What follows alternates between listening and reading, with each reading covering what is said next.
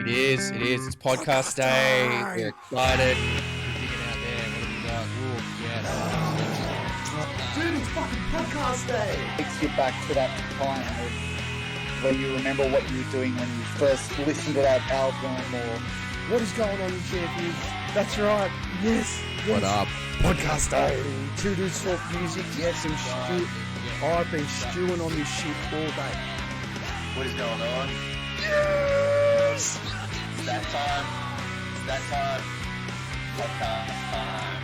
Yeah, spill the beans, man. Spill the beans. We want it. We want this. The exclusive details.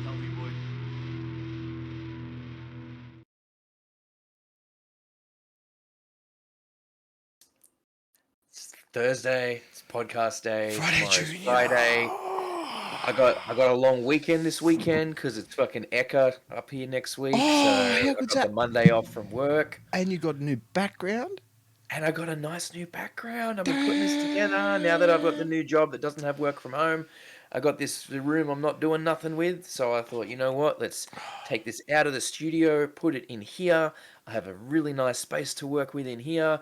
It looks lovely on the camera. I'm just seeing that's okay. It's still got some tweaks to go. Still got a few tweaks and changes and whatnot. But overall, I think it's coming together quite nicely. It's looking all right. I'm looking We forward got to some seeing mood lighting going on. Got all sorts of tat in the background, which is really cool. Digging the Yeah, man. wrestling belt. Yeah, all the Yeah, figurines. I like it, man. I like it. Yeah, man. How you doing? How you doing? I'm good, man. I got out last weekend. I went to see this bloke here, Stuart Barton. He's Mhm. country music singer. My Uh-huh. wife likes country, and turns out I like country too. Yeah. What are you gonna do? Let's just like Certain for all you countries, okay. people that say you don't like country, Metallica's just country with distortion. Fight me. Certain countries, all right. Certain countries, all right. Yeah. Yeah, man. But that's all right. That's pretty exciting. We got some gigs coming up this weekend. Yeah, I do we? want to talk about. We got a few. Well, that's All right. while you're getting that ready, let me just do my ritualistic. All right. Do your ritualistic. Hit it. Yeah. Ah. Did we get the crack on the? I don't know if the crack got picked up on the microphone. I Doesn't didn't hear matter. it. I got another one to do another crack on. That's cool. We got to hear the crack. We need the. That's cool. I got one more. All right, so let me just pull up this gig guide here. Rattle We're having a out these look gigs. what's going on.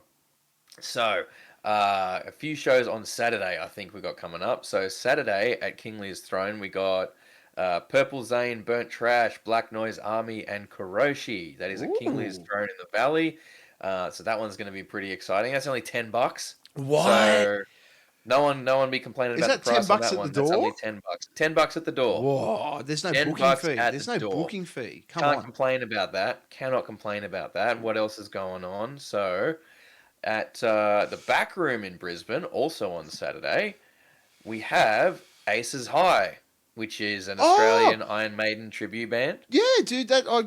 The drummer's from Sydney, Zach. I know him. He used to. Yeah, okay. yeah. He's a bro, Yeah, man. yeah, It's got to be a they're good show. playing- You're not going to want to miss that. They They're are playing stellar. Back Room Brisbane. That's part of their Life After Death tour, which is covering Australia and Aotearoa, New Zealand. Good on you, boys. So Hey, yeah, girl. excited for that one. They That have a one's, female fronted. They're $35 plus booking fee, or $45 at the door. It's a little pricier, but Kyle's got the word, man. They're pretty good. Yeah, man. So, They're good. you wanna There's go a and reason check 'em why. out? Yeah, they sell out. They do. And lastly, at Bad Luck, which is in the Valley, it's right next door to King Lear's Throne.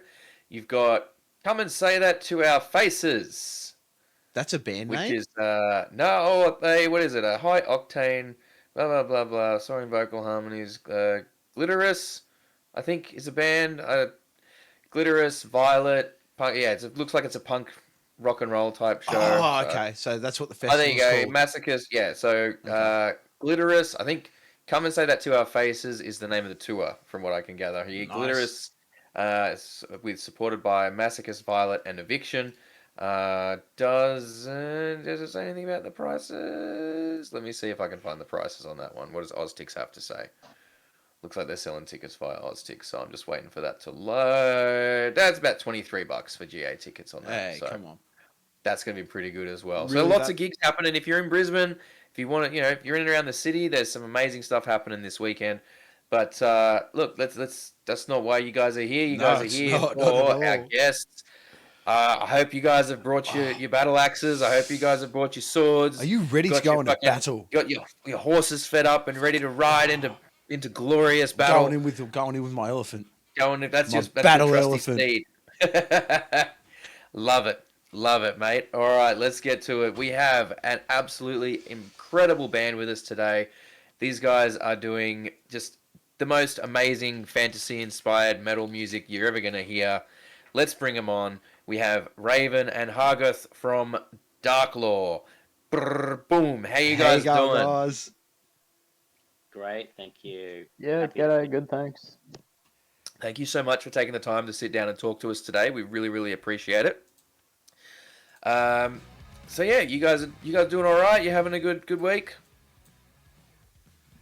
Yeah, work-life balance in general, coupled with some gaming in my free time, playing Diablo 4 at the moment. We're good.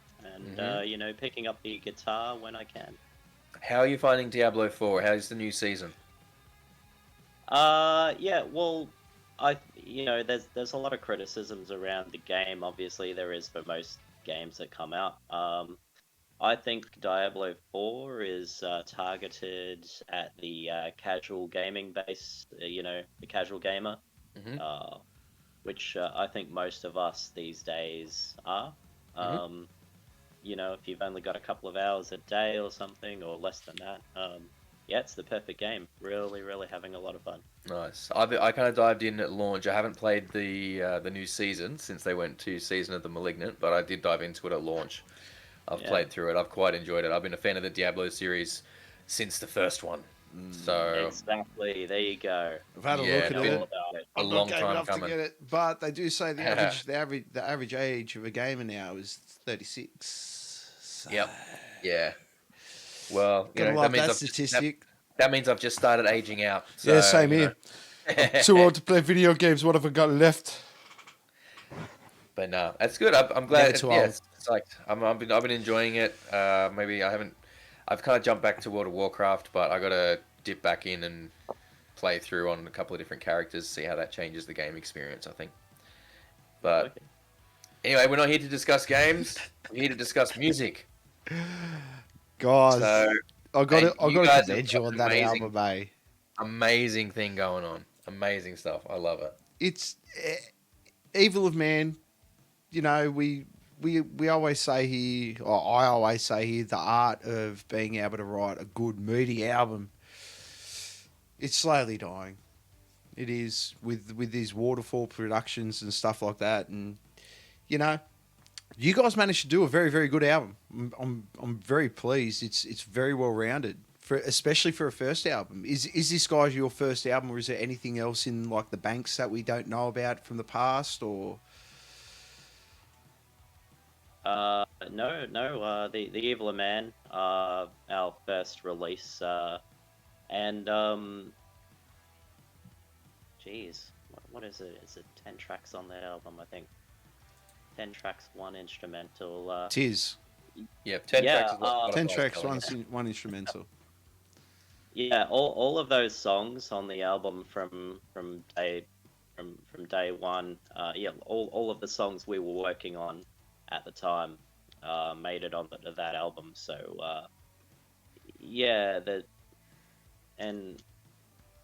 I guess we've taken a lot of time to write all of those songs. So when we went, there's a lot of work that goes into them, I suppose. We don't have a lot of I guess what you would a lot of bands. I guess when you listen to an album, a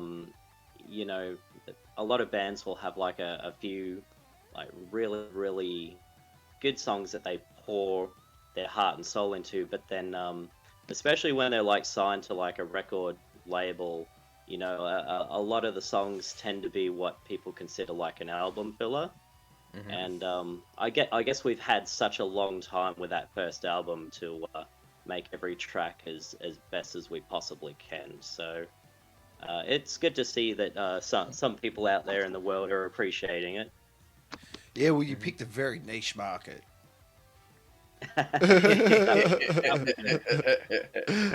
My wife's into it. You know, like my wife's into like the whole Viking and sort of like that epic metal sort of stuff. And now, but yeah, you've picked like you're picked a niche in a niche. But I mean, I mean, we kind of said let's move from video games onto music, but you guys do incorporate a lot of video game references, right? A lot of fantasy video games. There's like a lot of references to that stuff woven through your music and a lot of the visuals that go along with it. I got to ask, because how long ago did you guys start doing what you're doing now? Hargoth, do you want to answer this one?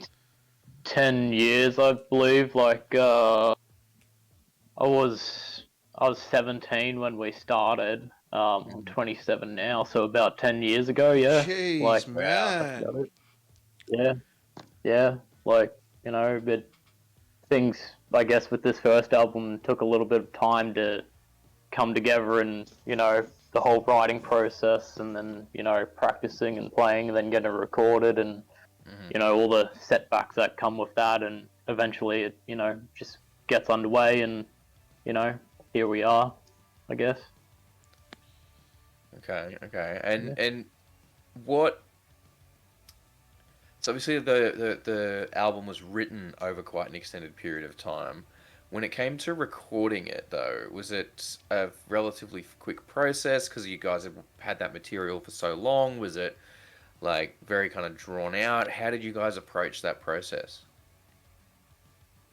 The recording itself didn't really take too long. I think we sort of all did it in roughly, maybe about a week and a half. Yeah, something like that. And then the mixing and mastering process was done by Monolith Studios. That sort of took a little while. But I guess the timing of the whole album and everything was very unfortunate. We actually had our album ready to be launched probably a year before it actually did, and of course, as you guys know, Yeah. COVID hit The thing. and ruined Oh absolutely no. everything. The thing. Oh no. Yeah. The ongoing global bastard. Hey, didn't you hear round two's coming? Wow. What? Oh no, we're not gonna. I'll talk to you about that later. We're not going to talk about that now. We're talking about music. Yeah, if I need to turn this back into a home office, man, you better fucking tell me now. I didn't spend 3 weeks converting it to this just to have to change it back again. No, they can just look at your cool background now and appreciate. Yeah, best Zoom background ever. Yeah, that's it. Don't think of it like that. Just think of it if you had your own corner office, what would you put in it? You'd put all that stuff in it. You know what I mean? True. That'd be it for sure. So, okay. You were sitting on that for a year. Fuck. And then obviously the shit happened. That would have killed me. I wouldn't have been able to hang on to that for a year. Yeah. I wouldn't have. Was like, it I would have been like, look, it sucks that we have to release it without a show, but fucking get it out.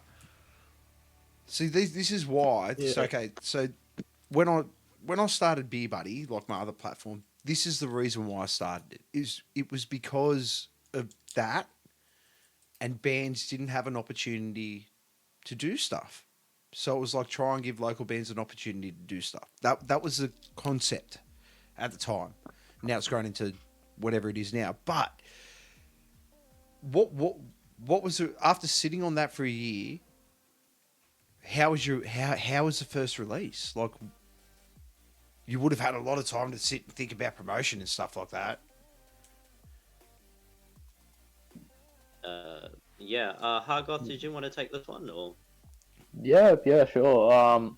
Yeah, so I guess, we initially planned it for the beginning of 2020 or end of 2019, whatever. COVID, stopped that. Then we had to push it back 6 months. No one really knew, what was going to go on, and then got time for that. Then that, got cancelled again. And I think it may have like gone pushed back maybe one more time and cancelled again. But then we eventually got the show underway. We played it at the Bright Side. We had almost a sold out venue. I think we were like 8 door slots away from getting it sold out. Wow. And we were, it was an amazing, unforgettable experience. It's our first album. Me and Brennan haven't done albums before, and being the album launcher is pretty, just spectacular. Playing the whole album, start to finish, with all the crowds and everything like that. It was, pretty unforgettable, I guess. Pretty good. It's the way to do an album launch. It's what you want. That's exactly what you want. Absolutely. And I think there's something to be said for when an album works, start to finish like that, and you get the opportunity to play the whole album start to finish, in a live setting. Yeah. We see that with, I think, a lot of these legacy tours that are happening, where you'll have like, Metallica will play fucking, because it's been 40 years, 30 years since they launched Kill 'Em All, so they'll come out here and they'll play Kill 'Em All start to finish. I saw the Or, Martyr. I saw the Martyr Black by Album, Carnival. and they'll do the whole thing, and and they'll do like, bands are coming, or like Anders coming out and doing the whole 8 feet kill repeat, and getting to do that. Get your tickets to that, by the way. Brisbane tickets are selling really fast. Over 2/3 of Brisbane tickets are gone. So if you want some, go get some. I think We the Hollow might have some cheap tickets available if you need them for that, by the way. So go get them. But yeah, so did you guys kind of do that for a while, just playing the whole album start to finish at live shows, or was that kind of like a one-time deal for the launch, and you've scattered in all like other newer material, since then? Okay. That album launch really showed us a lot. Our album, as it is, it's about a 72-minute album. So it's quite a fair bit bigger than your average album. And we were blown away by the response that we got, of course. The newer material that we're rolling out, that we are working on since then, is only just, all of the songs have only just gotten longer. Like they're becoming bigger, more sort of more epic, if you will. Wow. Yeah. Can you do that? Yeah, You can. yeah. You can. The only way is up. They were already epic. Yeah, I They know. were already epic. Now they're legendary. Yeah, that's what I'm saying. You set a bar. The only way is up. Exactly. It's like a orange drop Yep. in Yep, orange drops. That's it. Yeah. So we're I guess we are the kind of band, because our songs are so big, long. We're not the kind of band that can really do your 25-minute or 30-minute set. But for us, that's 3 songs. Yeah. And, It's a tool show. yeah, and we're happy to do that for the right kind of gigs, like if it's an international support, or you can't be greedy with that kind of thing. No, you take what you But get. yeah, for shows like for our own shows, we're always going to be aiming bigger, better, more grand than the previous show. So after that show, after our album launch show, we had to undergo some lineup changes. So that put a bit of a spanner in the works in terms of our live performances. So the last few years since our launch, we've only been averaging 1 gig per year. And that's not necessarily a bad thing per se, especially given the length of our sets. You know, a length of a Darklore set is usually, I mean, it's turning out to be like, I don't know, equivalent to seeing two bands for say. You know, So in the local you're looking in that hour set list sort of mark, sort of deal. Has there ever been the thought of just picking like maybe you just use 3 like absolute stompers and just over fucking selling it? Like, just an example, I went and saw a band. It was this Viking metal band. For the life of me, I'm not even going to try and remember their name, but I think they played like 4 songs in that thing, and they just oversold it. They put on one of the biggest and best shows. If I saw them again, I would know exactly who they are. For the life of me, I can't remember their name because I'm just shit with names. But has there ever been that thought? Just doing like the 25-minute set or the 30-minute set and just fucking exploding. Just picking 3 of your absolute most epic best songs and just going bonkers for 30 minutes and then just going, okay, 3 songs, we're done. But the show is what people come out to see. Yeah, I think that's definitely on the table for future. It just depends on the kind of opportunities that might arise for us. I mean, plus, to be you fair, guys have- sorry, go Raf. I was just going to say, like, the other thing to factor in is you guys have a very intricate aesthetic to the show as well. There's lots of theatrical and visual elements to the show, to the presentation of the band, and that's a lot of effort for like half-hour set. You know, Yeah. like there's a lot that goes into getting, you know, into that side of it as well, which is, you know, I don't want to say be wasted on a half-hour set, but like It's a lot of that's effort for stuff 30 to do. minutes. It's a lot of stuff to do for 30 It minutes is. set, you know. I mean, to be fair, these guys came out in like leotards, Viking helmets. They had pyrotechnics on the stage. They had, you know, those like inflatable men with the arms and shit. The flailing Dude, tube they man. let one of them off in Frankie's Pizza. What? Do you know how tall the roof is in Frankie's Pizza in It's not tall enough for one of those. You know what it did? The thing went up 7 feet, Up and which across? and it just sat across the crowd and just sat there and just slapped people. It was the most epic shit I've ever seen in my life. Oh, that's bizarre. But you could get away with that. I don't like it was their last couple of shows. I don't think they gave a shit. Do you know what I mean? It was just like, what are you gonna do? Close us down? So I don't know if that could fly. Like I don't know, but could it? Because it's epic. The music's so epic. It's so out there, and I love it. Like it's just so in your face and raw, and I love all the piano parts that go along with it. It's just Talking about a big theatrical show. Have you guys got anything special lined up for Helvegenfest, which is coming up in less than a month? It's getting pretty close. That good question, Raf. Hargoth, do you want to take this one? Yeah, sure. Well, like, you know, we always strive to put on a better performance than our last show. We like to make things bigger and grander.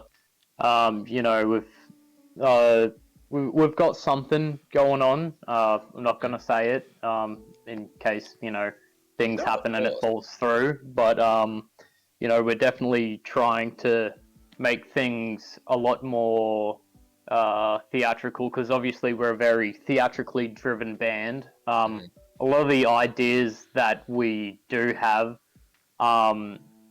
we can't really implement in most venues and stuff like that. There's stage restrictions, and you know, there's just kind of not big enough. Like we've got a lot of grand ideas. It's just unfortunately making that kind of happen is kind of, you know, the hard bit about it. I feel you. I feel you. I'm going to put this out Yeah, there. I'm going to put this out there to anyone watching, to anyone that watches this afterwards, that goes to Helvegenfest in Queensland, in Brisbane. I want a Viking row. I want the crowd to sit down, and I want them drums to be going, the kicks to be going, and just row, and then you all get up and mosh. Get Get a row going. I want to see. I mean, look, I suppose if when you guys play so rarely, obviously you're gonna really want to try and bring every show to make it as special as possible.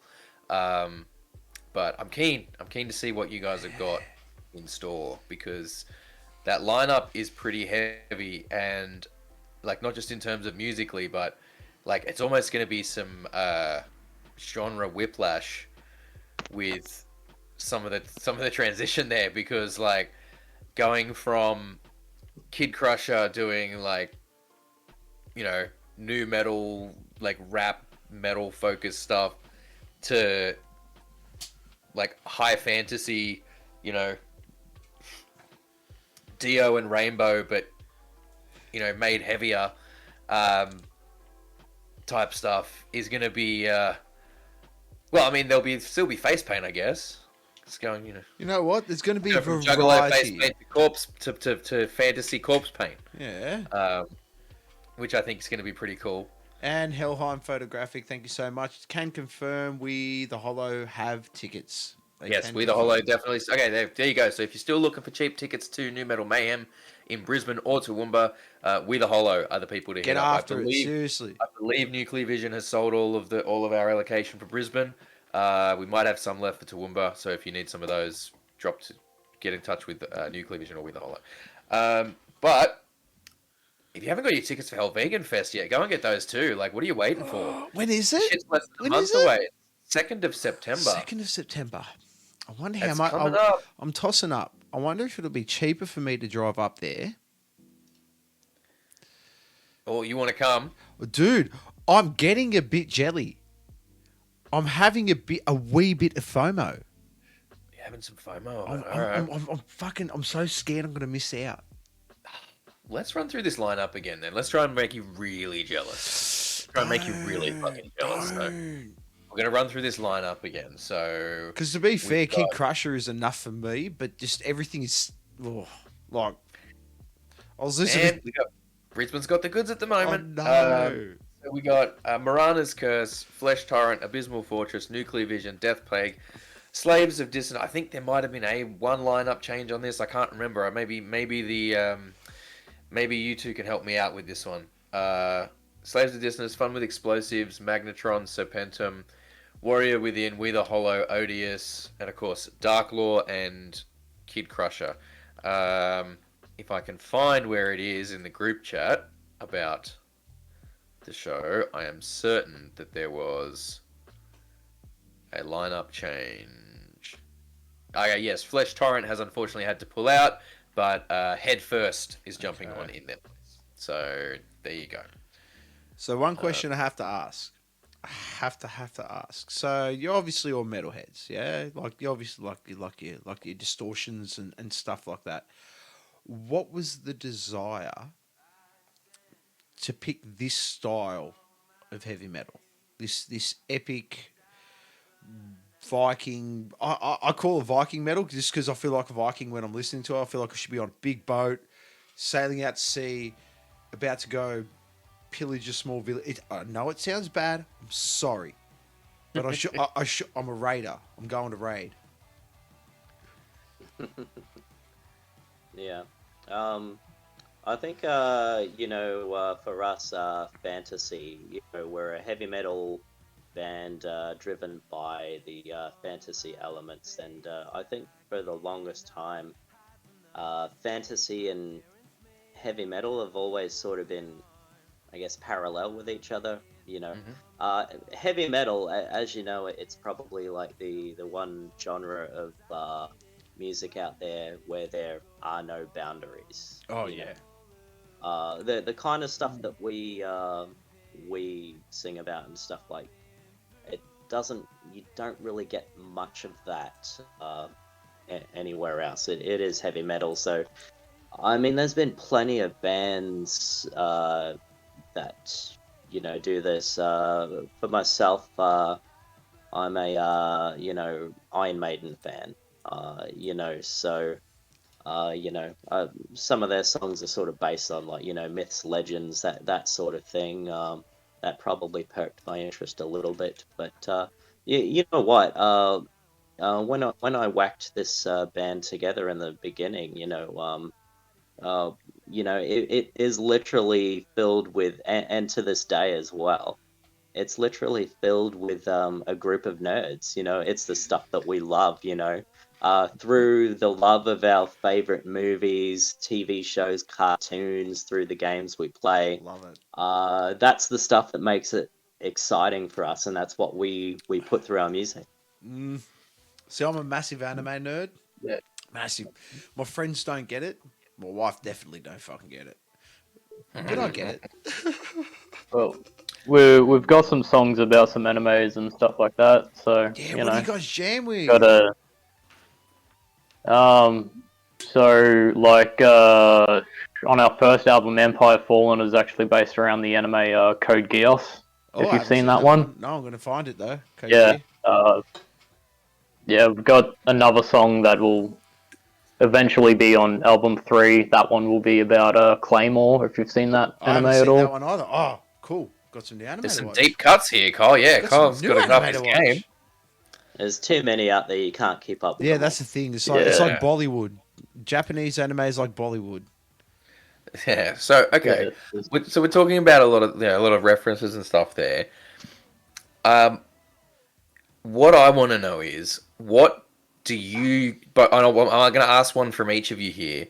What do you think is the deepest, most obscure reference that's buried within any of your songs?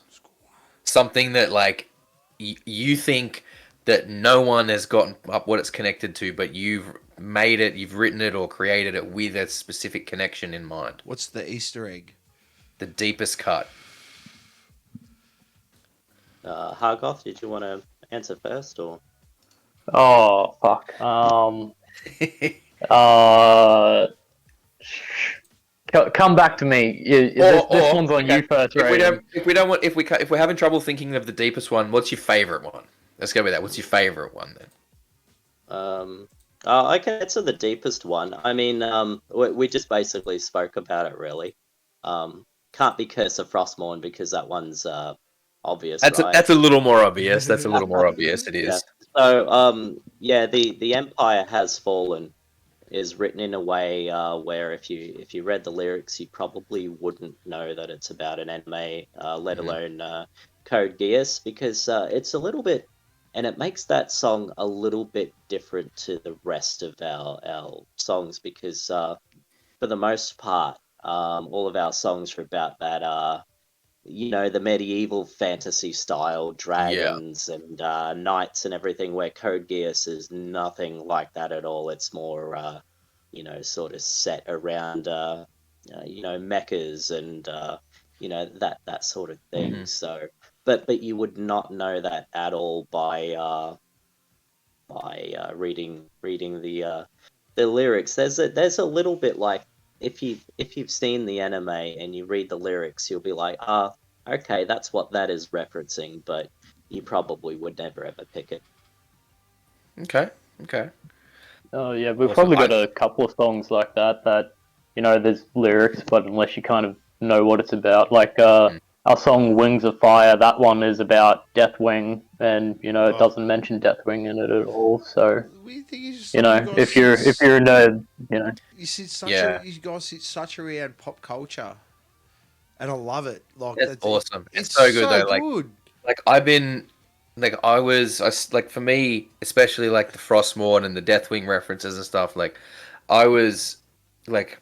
I started playing World of Warcraft in 2007, right at Burning Crusade. My first full expansion that I experienced was Wrath of the Lich King. The best I was one. at the midnight launch. I've got the fucking special edition box sat right there that I got when it could, I was there. Went home, installed it, fucking stayed up till the sun came up, and then some playing it, and the story, like out of all the stories in World of Warcraft, the tragic story of Arthas Menethil is one of my favorite stories, like start to finish, that whole arc, even right up to how they've finished it off in maybe not all the elements of the Shadowlands expansion, but the way he kind of like the finality of that story in the end in the Shadowlands, and it's one of my favorite stories. So anything that's referencing like the Lich King or Frostmourne or any of that stuff is always going to be like that's always going to pop me. I'm always going to love that. Um, but it's really really cool. Like, have you, given that you guys have references in that sort of stuff and of those things, have you guys considered or ever attempted to, submit stuff to, Blizzard, for example, to be like, oi, can we come and play BlizzCon? Like, can we come and do that? Like, we'll play all of our Warcraft related material, right? Like, We're not because sure that'd if be they'd crazy. accept us or if we'd be hit with a lawsuit. Ah, Yeah. well, that's actually, yeah. Bobby Kotick's still in charge. You probably get hit with the laws. Maybe don't ask till Bobby Kotick's gone. Parody, But, surely. Wait till Microsoft buy it. We'll get it. I'm an Xbox boy. all right. Yeah, we'll see. All right. So you guys mentioned we asked you guys about this before we started the stream, and you mentioned that you guys have got a lot of new material to show off soon. Is that something that people can expect to see at Helvegan Fest? If they're already familiar with what you guys bring to the table, people going to see a bit of new stuff at this show in September?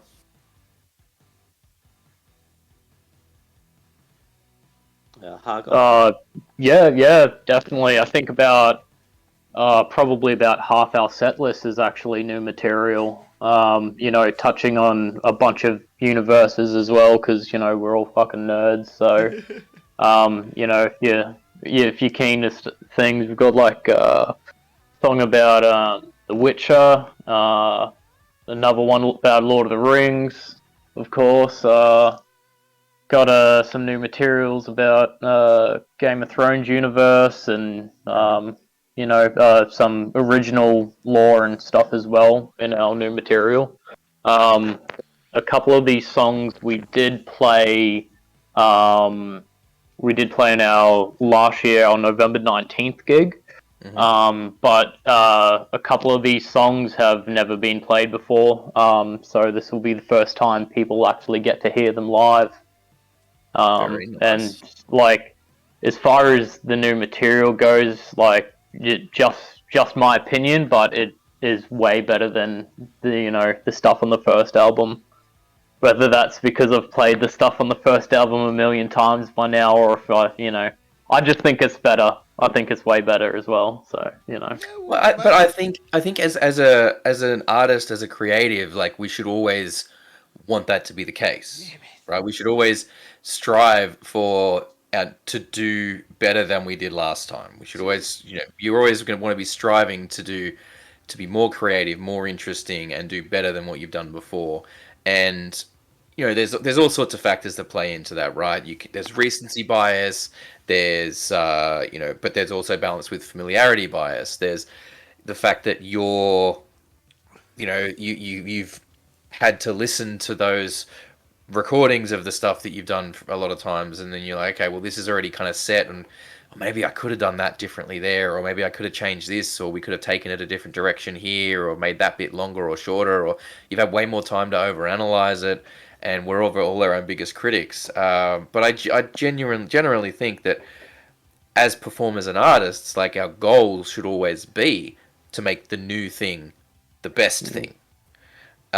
Because not only is I believe that is the most creatively fulfilling way to do it, but it is also the best for the fans. You give the fans, and look, we've come back and forth over this on the podcast a few times, and you get some bands that once they're past a certain point, no one really wants to hear new material from them. But I don't think that.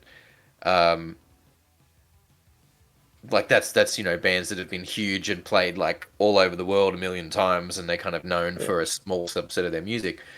But for people doing it on this kind of level, I think there's much more creative satisfaction aspect to it.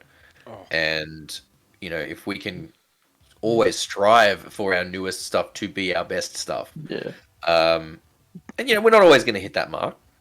That's just a fact of life. But I'm stoked that you guys are so high on the new material, and I'm really fucking keen to hear it. I'm keen to get to see because I haven't seen you guys live before, so I'm excited for that.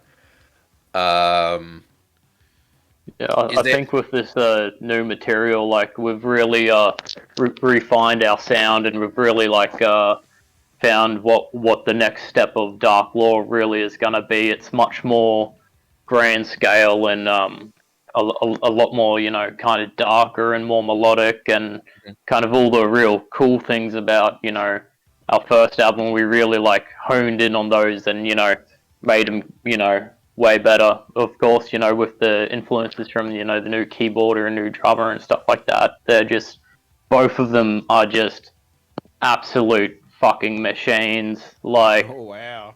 you know, we probably, you know, I don't think we could have possibly found people better to suit us as a band, and you know, to suit us as, you know, creatives and shit like that. Like, I think like this next album, it's just gonna blow people out of the water. If they were a fan of the first one, they're gonna just be in fucking love with this So second is one. this a new? So did you say keyboardist and drummer? Yeah. Yeah. So is this a new one from the first? These are new members from the first album.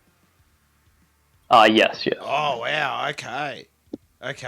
Yeah. Yep. Could I just say on that as well? Yeah.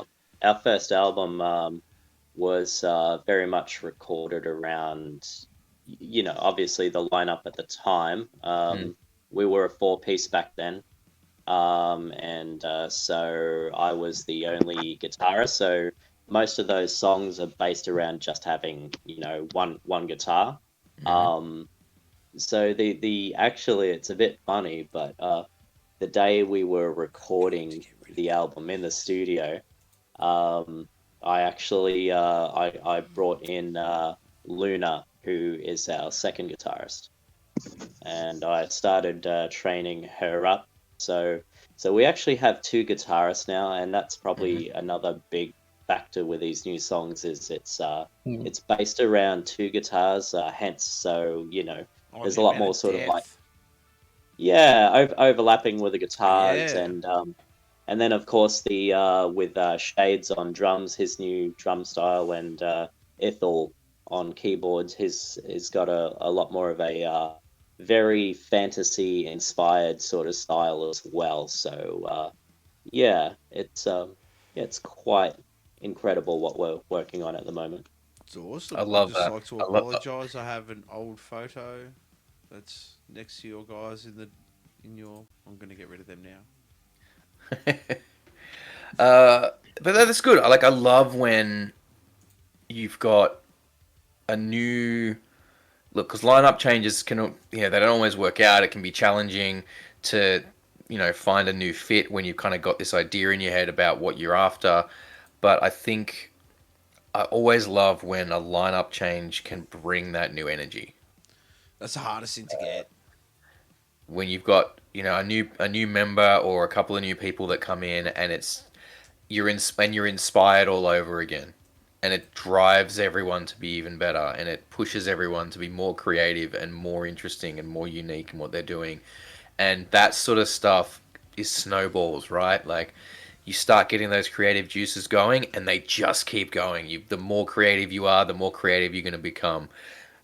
Which is why, people get into a slump, into a writer's block, and they're so hard to get out of it, right? Because you stop dead. You're not being creative, so it's hard to be creative when you're upset about not being creative. But when that ball's rolling, man, you're just constantly going to be coming up with new ideas all the time. That's great. I'm so happy to hear that. It's awesome.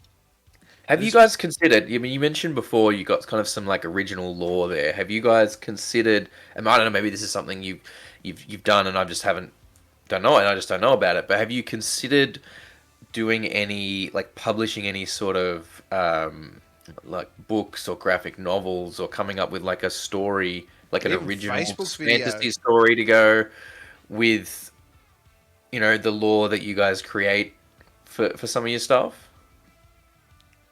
Yeah, absolutely.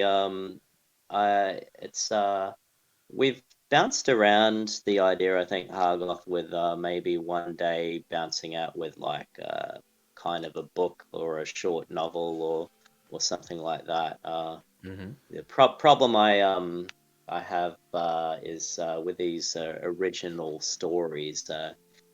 You originally write them just for a song, so they're quite small. But then later on, you get inspired, whether it's through some of the artwork that you're getting for your album, or just some extra ideas that sort of come tumbling down, and then you're like, oh, this could be so much bigger and so much more grand.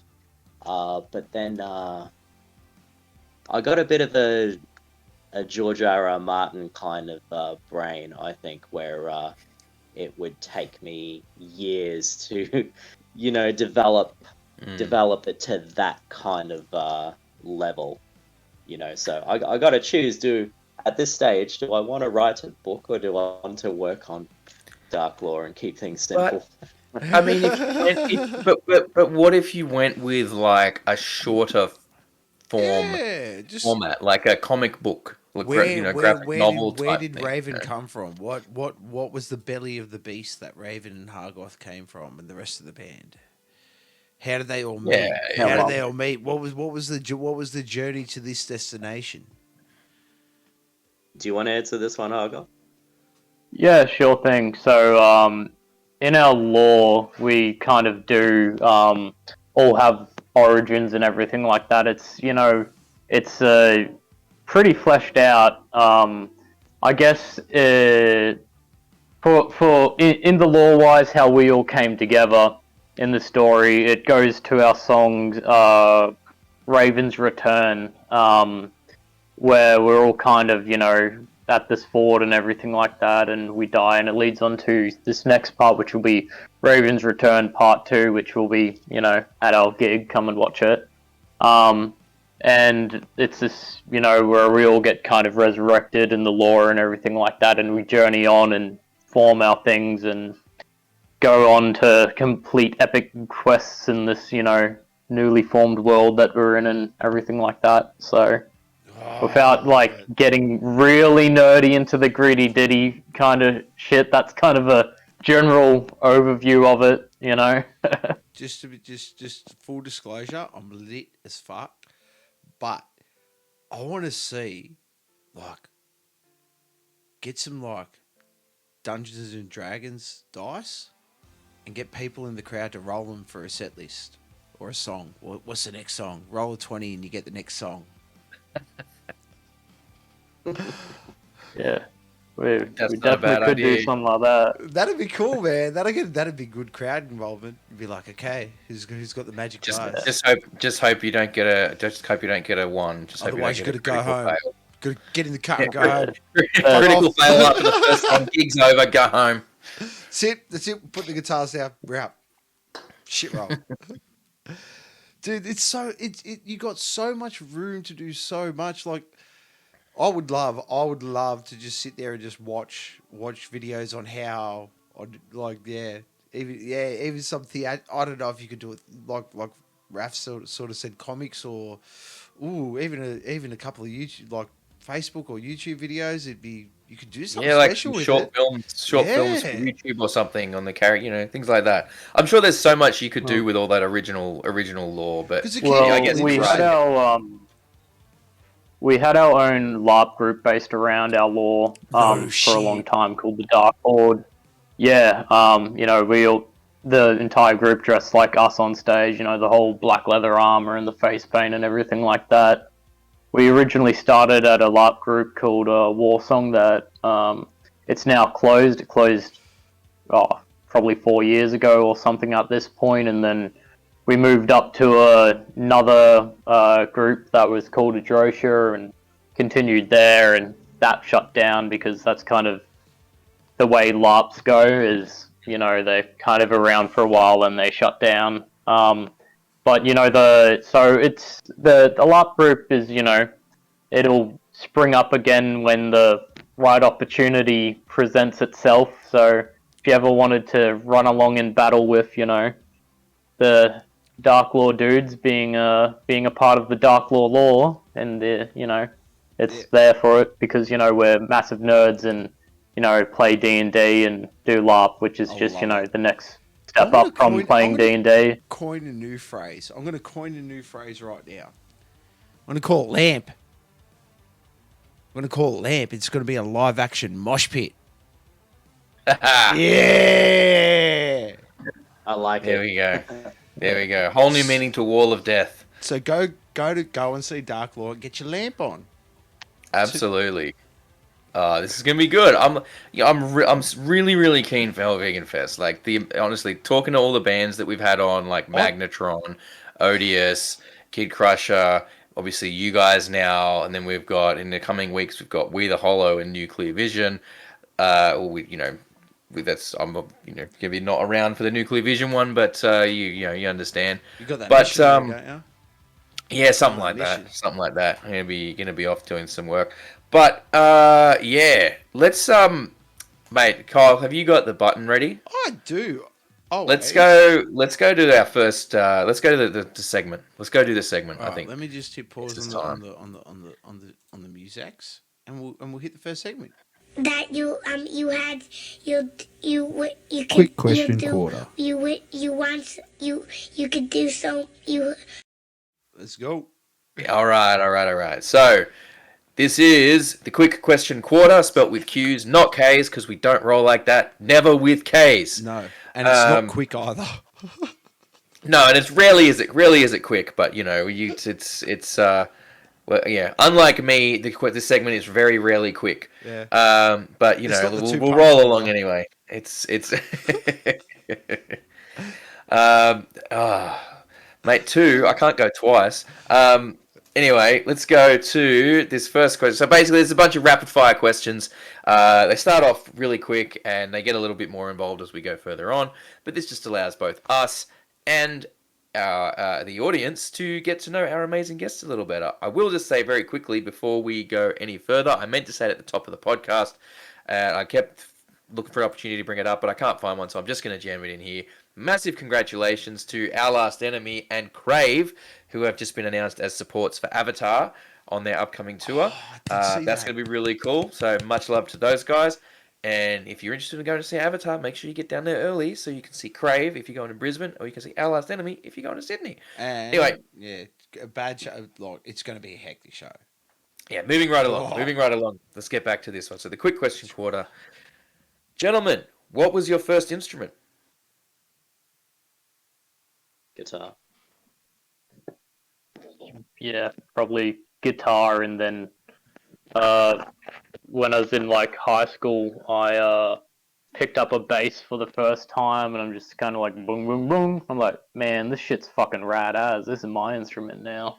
Yeah. The convert. Man, I was a guitar. Well, originally for me it was piano, then guitar, and then yeah, similar to in high school, year 12, I picked up a bass for the first time, and it was definitely started something. What was the first album that you ever purchased? Holy crap. This is the one that you were like, I want it. I'm getting it. Not the Wiggles. I think for me it was it was Behemoth. What's the album name? Apostasy or some shit like that. It's the grey one with the dude with a bunch of arms. I forget the fucking name of the album. For a first album, that's pretty full on. Yeah, man. Yeah, well, like, Lord Raven here is my older brother, so he's, been listening to, metal for ages, so there's that, like, stepping stone thing that happens with people getting into heavier music where they start off on, like, the soft stuff Makes and a lot more progressively sense. get there. So by the time I could, actually buy an album, I was already at that deep end of, right into it. Yeah. So, I kind of bypassed that whole teenage years of listening to, those beginner band kind of things and just kind of straight into the more, I guess, heavier side of things. And it's kind of just, kept on that trajectory from there. But yeah, that Behemoth album would have been my first one.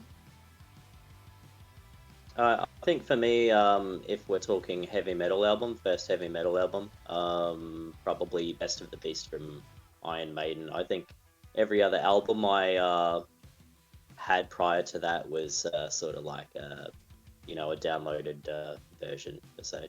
LimeWire. Yeah, Yeah, Napster, LimeWire, LimeWire, all that good shit. You're our age. Audio Galaxy. Yeah. Yeah, you gave your computer hepatitis just to listen to a Slipknot song. Mum, I don't know. I don't know why the computer's Yeah, I don't know. I don't know why the computer's showing all these links to I websites just that are full of buttholes. download the Slipknot album. Yes. Slipknot.exe.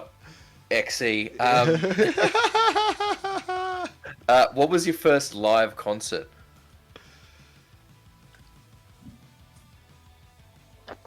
For me, it was Iron Maiden 2008, when they played at the Brisbane Entertainment Centre, and that was, just fucking amazing. Like, it was an all-ages show, so I could go at that time. I think I would have been, 12, 13, something like that, so... You really busted your cherries properly on your albums and your shows. Jesus Christ. Yeah, man, yeah. I think for me it was geez, I can't really remember if I saw anything in my early childhood, but from my memories, Wasp was my first metal Okay. concert, I think. Yeah. Nice. Very cool. I don't think we've had Wasp before. No. That's a new one. That is definitely a very new one. There you go. That's incredible. I like that. Always like when we get a new one. Yeah. I like when we get a new one. You always know it. Like, it's weird Yeah, how we you just trick- we... All right. What is an instrument you've always wanted to learn but haven't yet?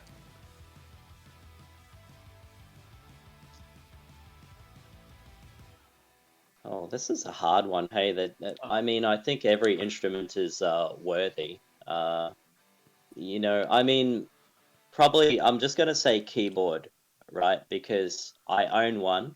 I love it. I love the sounds it makes. I think it's incredible. And even when you're writing a song on guitar per se, and you've got a bit of writer's block, sometimes just pulling out that keyboard and seeing the music arranged in a different way really frees up your brain. But other than just playing my own stuff on it, I don't really know how to play it. And so if I had a bit more free time, I would choose keyboard. It's solid foundation. No, I'm a fan of I guess medieval instruments and stuff like that. So I've got a mandolin and an oud, which is like the big fat fucking lute looking thing as well. I haven't had the chance to play that one yet because I brought it second hand. It's had quite a bit of damage that I still need to just get the funds to get it fixed first.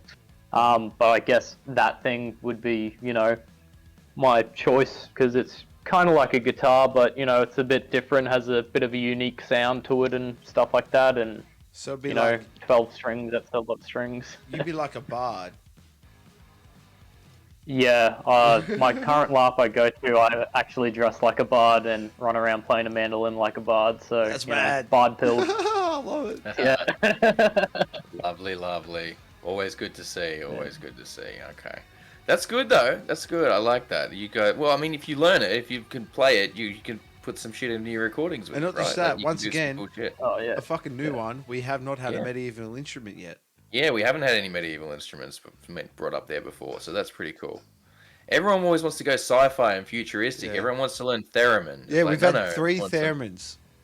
Yeah, 3 people have brought up theremin, but we want. I like that. I like the Oh. old school stuff. Yeah. I mean, I don't think there's an instrument that I wouldn't like to play, but specifically the That's medieval fair. ones is kind of what, gets my jam. I'd love to learn how to do hurdy-gurdies and fucking all Have that other you- stuff, Have you watched? I know. Have you watched much Rob Scallon stuff on YouTube? No. He makes he's a he's a very very talented guitarist, but he does a lot of these videos where he goes to and does a video with someone who like plays a a guitar in a very unique style, or they have like it's a very different type of instrument.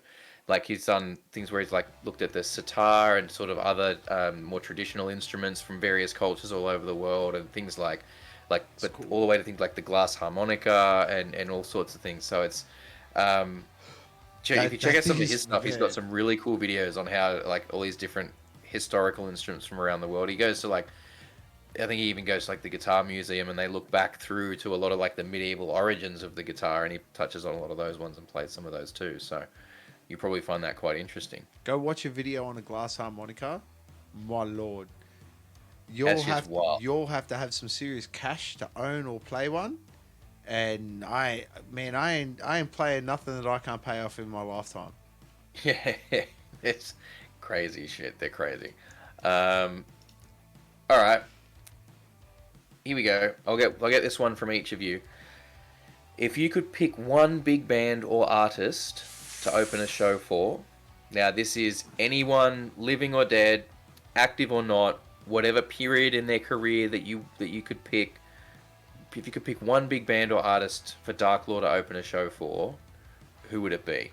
Just think about that for a second, real quick, guys. To BCW Wrestling Stop Motion, what is this about? We are the two dudes that talk music. What we do here is we speak to local Australian bands, and we try to help promote their genuinely good music. We like to talk to local bands, pretty much. Yep. So Yep. we hope you enjoy the questions that we ask and the answers that they give, and the general banter that'll go on here. So BCW Stop Motion Wrestling, I'm sorry for getting that wrong. Thank you so much for stopping by, and we hope you enjoy the rest of the Thank show. you. Yeah, feel free to tune in if you got questions for our guests. Please ask. Darklore, they are they play like epic heavy metal fantasy type music that's all sort of video game inspired and everything. So fantasy inspired stuff. So yeah, once the stream's finished, go and check them out. I'm sure it'll be sure you'll find something in there that you like. And hey, BCW Wrestling, I'm a big wrestling fan. You should see that wrestling belt around, in his drop background. The message. You should see out the Dark Order TNT Championship custom right there through my screen. Yeah, it's all right because it's backwards. I'm like, if I go like, is that going to work or is it going to come out over there? I don't. Yeah, but yeah, no, that's the vibe. So yeah, if you could pick one big artist or band to open a show for, who would it be?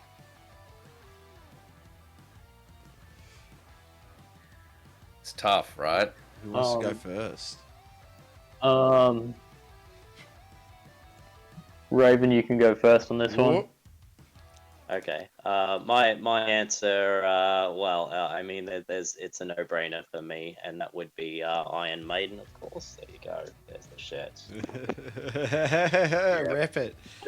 Good choice. They have inspired me like no other band could possibly do.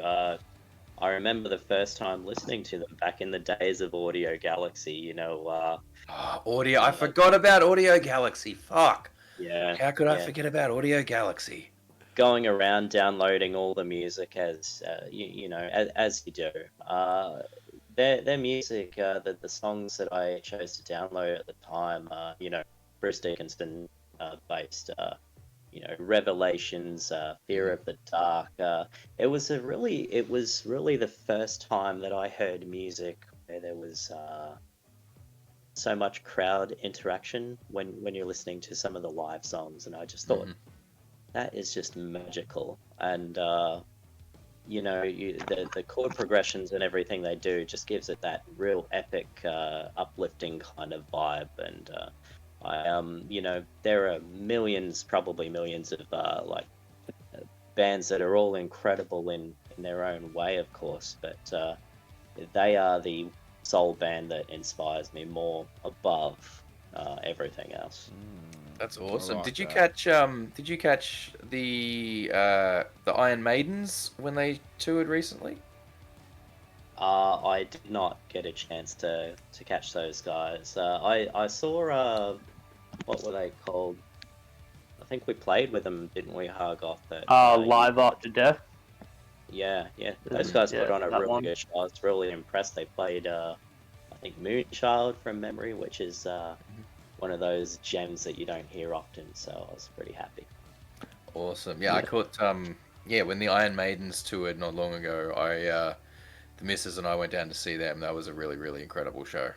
They nailed it. They had some amazing costume work going on too. So shout out to them. If you get the chance to see them, definitely go and do it. It's a great Iron Maiden tribute act. All right, Hargoth, what do you got? Who's your pick? Oh well, there's a couple that come to mind. Like well, you know, Darklore's main influences are obviously Iron Maiden and Immortal. So you know, opening up for one of them would be amazing. For me, you know, like opening up for Immortal would be absolutely fucking sick because that's, you know, such a big part of where Darklore derives its sound from. But you know, I'd also love to, I don't know, open up for Ancient. Me personally, like when I'm writing shit, like I guess I get a lot of influence from Ancient. So you know, that'd be fucking sick to do. I know there's a lot of bands. Summoning, I'd love to fucking open up for Summoning. You know, not that I think they'll ever fucking come to Australia, but you know, there's just, you know, there's a lot of bands to mention. But I guess, yeah, if I'd have to pick one, since Brendan picked Iron Maiden, I'd pick Immortal, just to make it fair, since they're kind of like the parents of Darklore, you know. So, Basically. Look, those are two solid picks, guys. Yeah, man. They absolutely are, like giants in, you know, of their respective styles. I can very much, and you're right. You know what you talk about that to say they are the parents, like that makes sense. That really makes sense thinking about it when you guys said that. Yeah, that absolutely goes there. So, moving on to maybe the other end of the band spectrum of the size of things. Who is a band or artist that you're listening to lately that you believe is underrated and deserves more attention? Feel free to pull up your Spotify playlists, or if you need to. We're meant to ask this question at the beginning. Yeah, we should tell you to have your Spotifys ready. Oh, what Spotify? Don't worry. Or whatever you think. We got a whole other segment. We got a whole other segment for that, man. Don't get us started. We've done it too many times. We've gone to that well way too many times. But what are you? What are you guys listening to that is you think is underrated and more people should be paying attention to?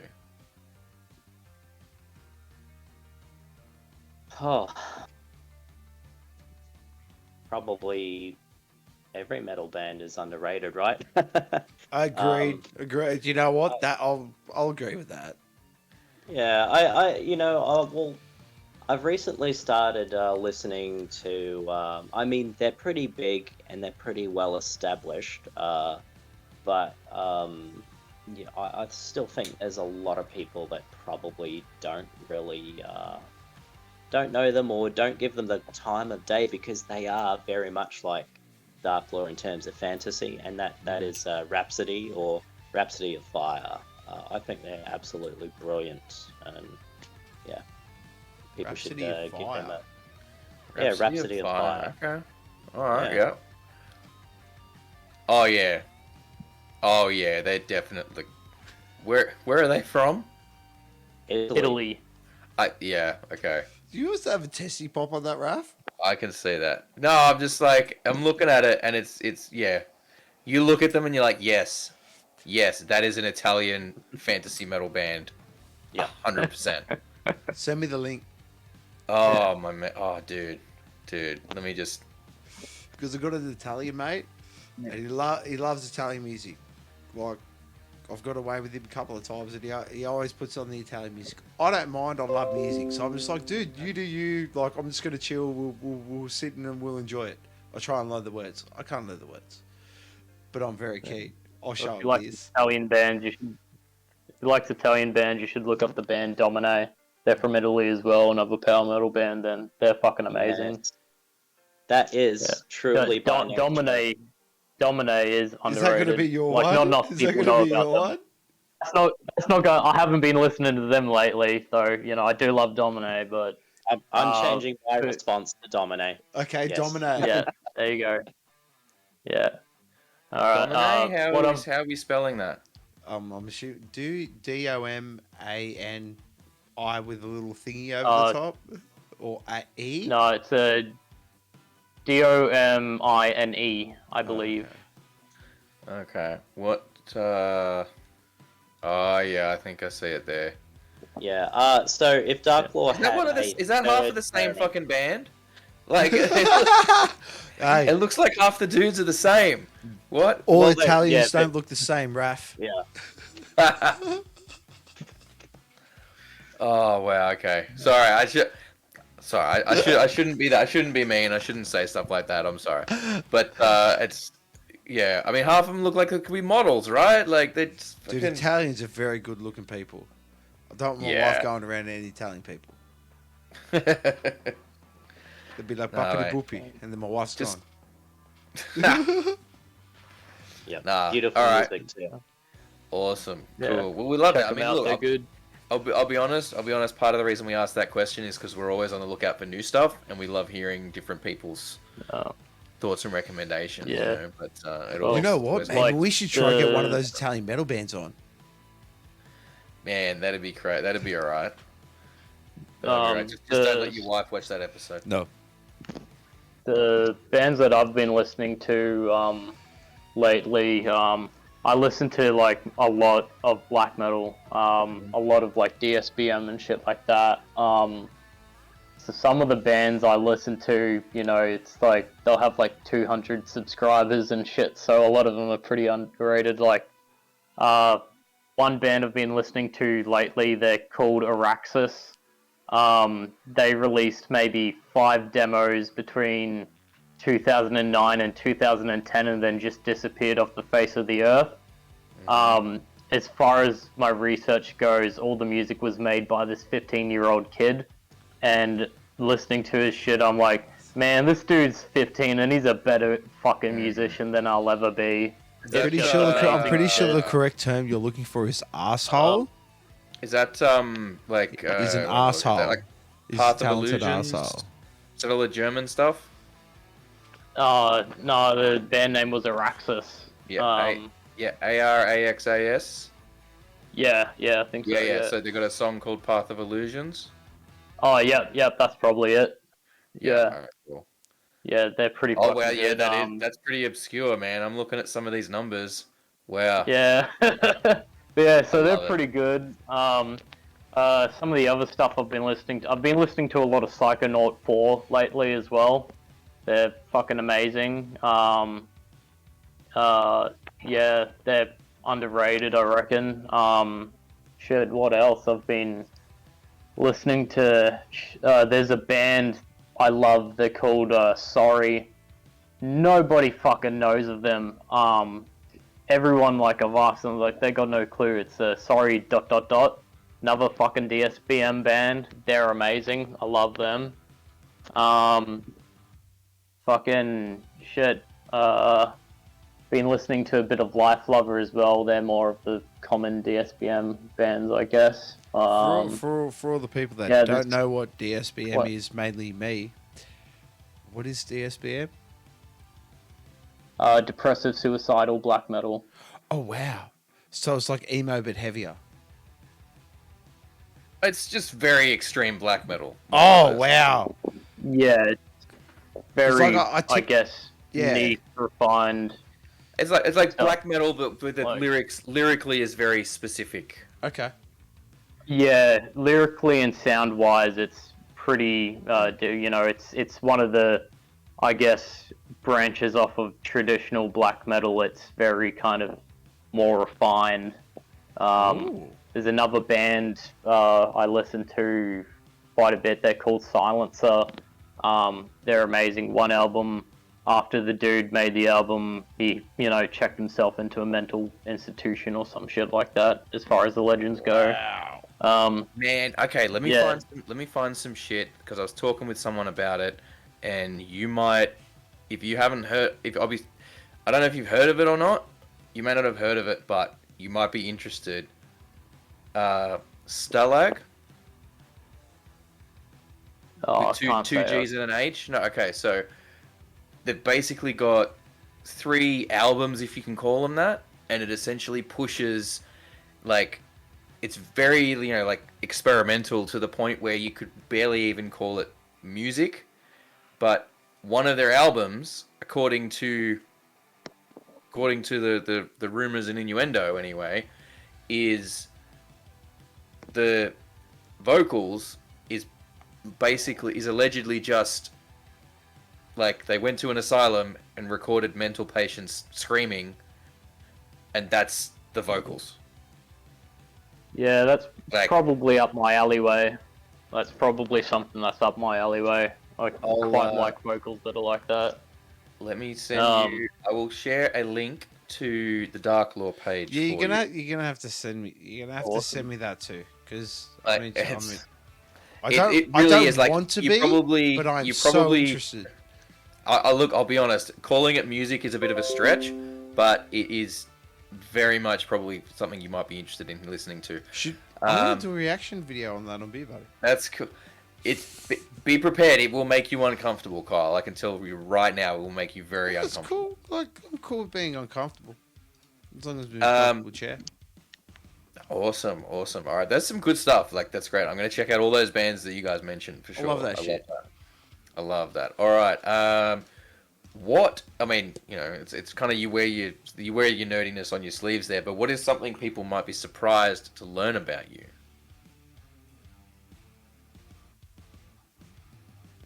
Yeah, we're at the pointy end now. That's a hard one. We're at the pointy end now. See, I like slipping this one in because you never know. So now we're gonna dig deep. I mean, not like we're looking for a confession that you're a serial killer or nothing, but You should please not say that on here. or we get an exclusive. We got to go viral somehow. Drive the numbers. Oh, that's so bad. Raven, you want to answer first? Let me just understand the question again. So it's something that people would be surprised to learn about Darklore? No, you as an about individual. Darklore, or you as an individual or a musician. Just something that people will be surprised to learn about you guys, you or the band, one or the other. Oh my god. What is there about me? Okay. Well, I mean, this isn't. I don't know. It's not really a surprise, I don't think, but I'm a socially anxious kind of person, but at the same time, I'm the frontman for Darklore, so does that? But I've heard that's the case with a lot of people. Yeah. I mean, we get that one a lot. Like people. I think performing music for a lot of very introverted people is a way that they can get, they can explore that more extroverted part of themselves as well. They can get their, they kind of get their fill doing it that way. Or you can be who you want to be on stage. Yeah, You definitely. can have that extroverted oneself for that half hour, and then you can just go, nah, I'm out. Get fucked. Go away. Yeah, that's just takes Which care is of that fair, for the next man. 6 months. No, that's it. Yeah. Until the next show. Go away. Yeah. I think that's it. Like, yeah, I'm a bit of a socially anxious kind of guy, but I guess I don't feel that at metal shows and venues per se, because I guess that's my passion, and that's why everyone is there. We all have the same passion. Yeah, so that's probably it. Well, I completely agree. Because when you go to a show, and this is what I love about going, like I can go to a show on my own, and automatically I have something in common with that person standing next to me. We're at the same show. We're there to see the same thing. We have that common ground. Everyone's on the same level. You're all there to see the same thing. So there's no angst about it. You have conversation to go on about it. Oh, did you go to this show? Did you go to that show? Like, You can nerd out. You can geek out. No, there is nothing better than watching a grown man geek out. I Yep. love it. Great. I agree. Like, yeah, the common ground is a Yeah. big thing. I think that helps, and nowadays especially, we know a lot more about like mental health and anxiety issues and social anxiety, things like that. So we're a lot more aware that and it's just that people that experience a lot of those issues are often drawn to alternative things like metal music. So there is, I think it's yeah, you're right. There's that common ground. There's that Yeah, man. knowing that a lot of the other people that are there are probably also quite socially anxious. Not to say you should go to a show on your own, and rather than miss a show. Yeah, don't be Because afraid that's to the go to a show and for that's the yourself. automatic thing, man. Because you've got common ground with everyone. Everyone's there to see the same show. You're gonna make friends. Go make some new friends. Go have some fun. All right, Hargeth, your turn.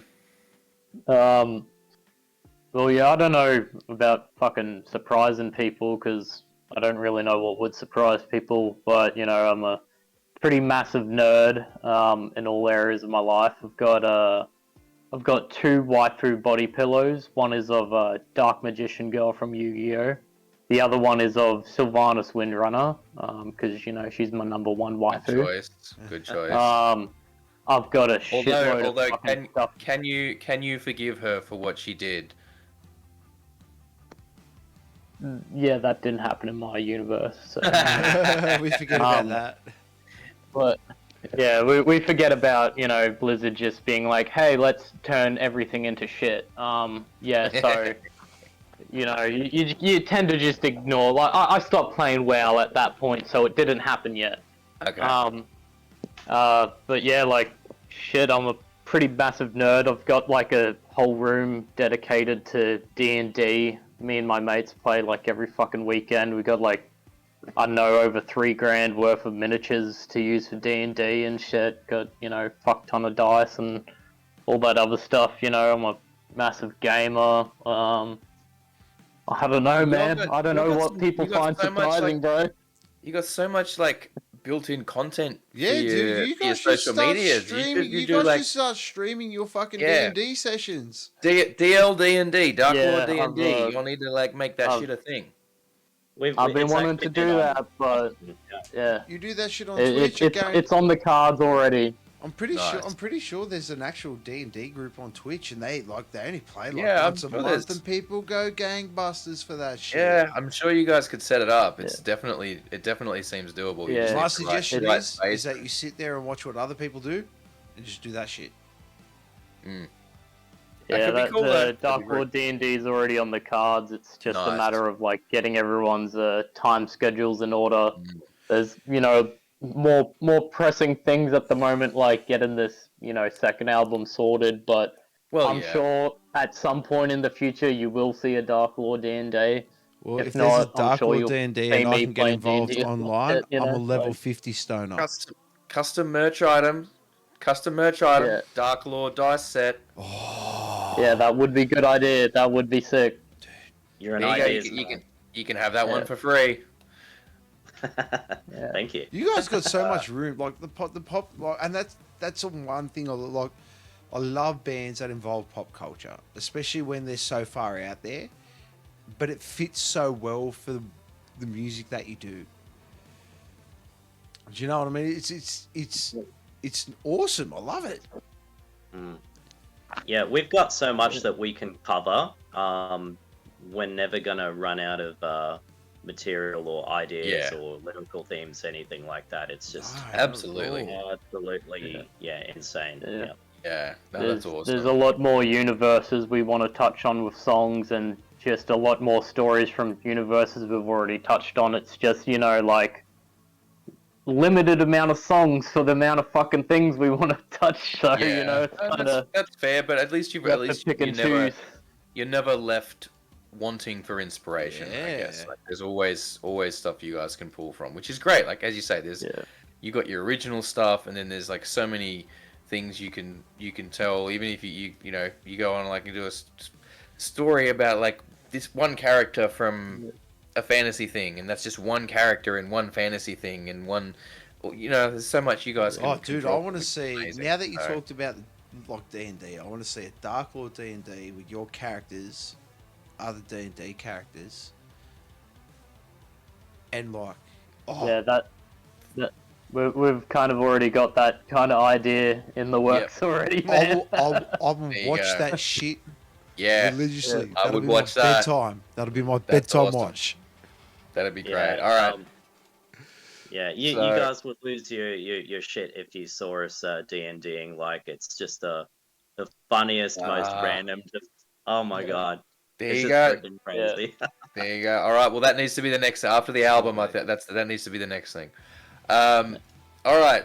So, look, we know anime and fantasy stuff can get a little weird sometimes. All right. We all know this. What is the cringiest song name or lyric? We'll say song name or lyric that you guys have ever done or proposed or You've been like, no, we got to Whatever. change that. That's not the song name anymore. We're fixing you've been it. like you'd be like we're big fucking nerds and that's cringy even to us. Yeah. You know.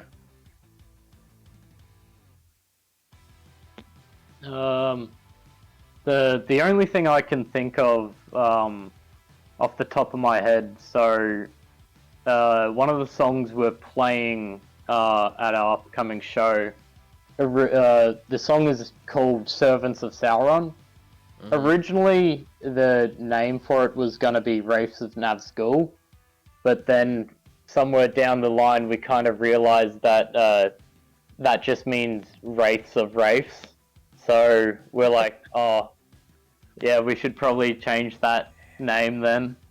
That's the Okay. only thing I can think of, really. Okay. Yep. No, that's pretty fair. I can see. Yeah. Yep. Raven, you got anything for us? I don't know. It is a very tough question. I guess I don't know. Writing lyrics sometimes is difficult. I think probably just from the first album.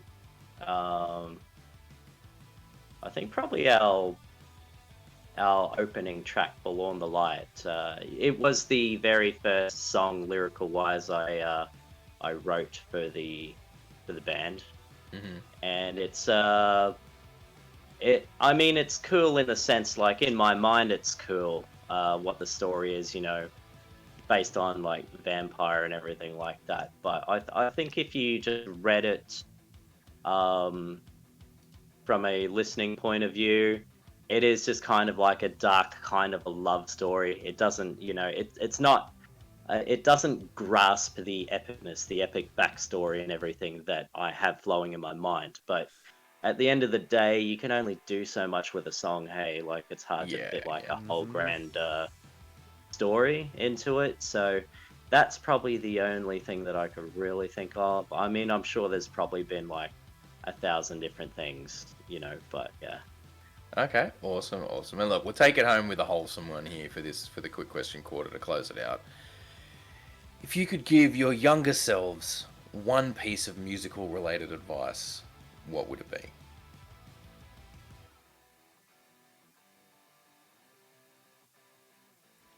Get professional lessons. You